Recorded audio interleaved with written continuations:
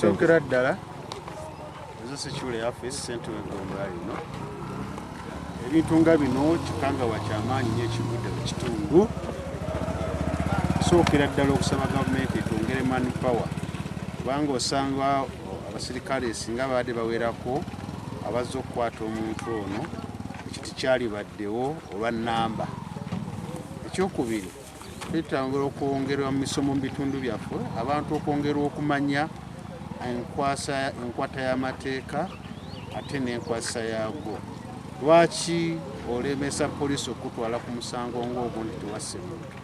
Genda ku poliisi bakusomera omusango gw'okuvunaanibwa ate kiba kyangu oluusi n'okutula ne mukkaanya ensonga ng'eyo neekola ki neggwa. Nosa abantu baffe mugondere amateeka ate era n'ebiragiro mu kitundu. Naye era nyongera okukubiriza gavumenti naddala Ministry of Internal Affairs okwongera okurecruitinga abasirikale. Maanyi station etwala amagombolola 3. Maanyi sub-county, Banda Rural ate ne Banda Town Council.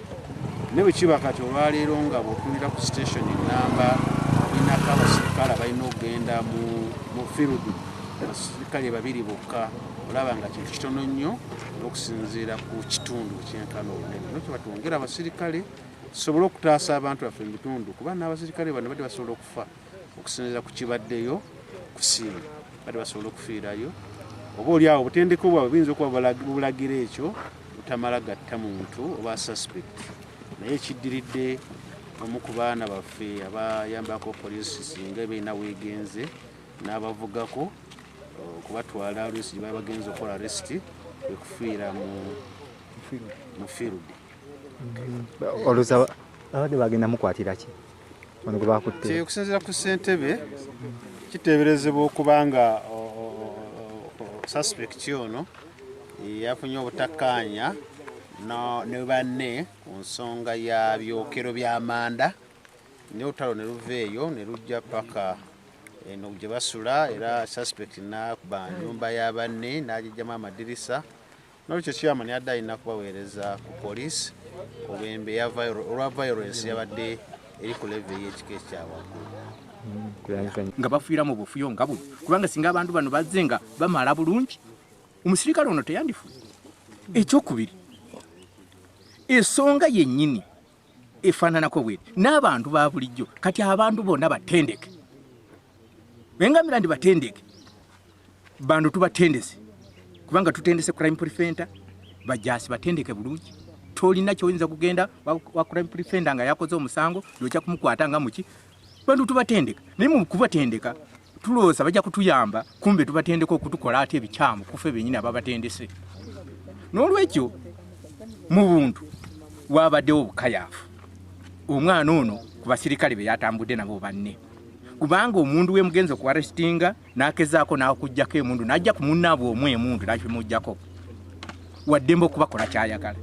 Naye bano baalabye nga munnaabwe bamuggyeko emundu bo ne basikala nga baloosa ndi Katonda anaatuyamba oba ne bafuuka bapasita awo saategedde kubanga kati nze ng'omujaasi eyatendekebwa babadde tebayinza kujja ku munnange emundu ne tusikala nga tulwana nti tumukube engwarakwe wanze tukole ki ekyabadde ekiramulaawo nze nga nze oli naye kumumaliriza already yabbye n'ebikosezebwa bya gavumenti mu mateeka mu bumenyi bw'amateeka tali supposed okukwata emundu naye yakibajjeko kati n'abeera nga yabatuumira osi we yakidde n'akozesa obukotyo ng'omukulembeze aliko waggulu n'akimuggyako.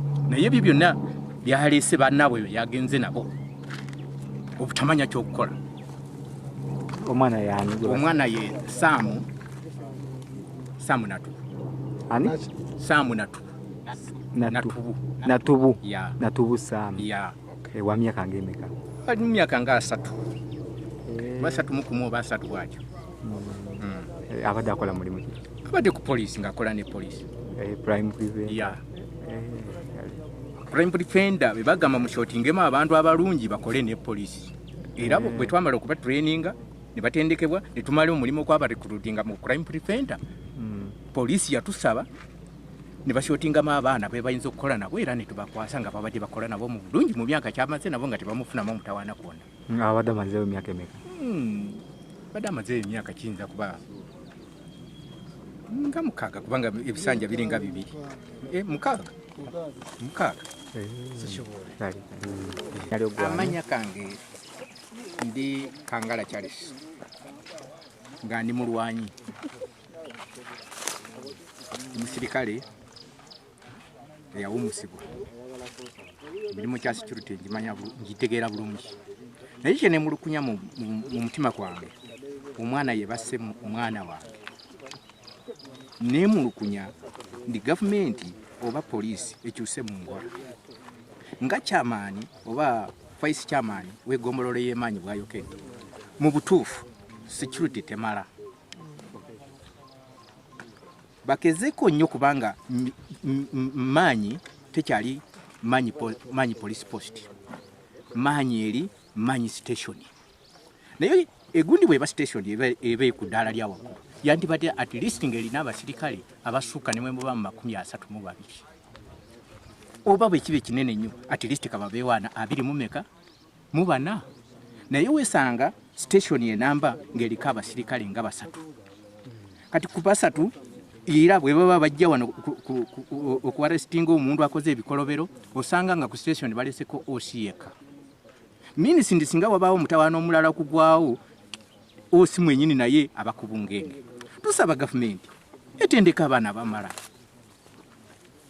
kusendeza omusolo kw'abantu abawiba omusolo batendeka abafubuka kadi abafubuka abasinga obungi bafa mu masomero bamalako senior yokuna bamalako HS n'abalala ne ku university naye ne batuulaawo ne babanga tebalina mirimu kye bakola batutendekera abaana abakuuma eggwanga tuliko okunyera tuli maziga ga kitalo naye nze ni mukulembeze ndi mumyuka wa ssentebe w'eggombolola kyenja okusaba DPC ne security yonna ya Mityana district bino byonna biguddewo lwakuba nti security tetulina kubanga poliisi bwebanga eri ku mudaala gwa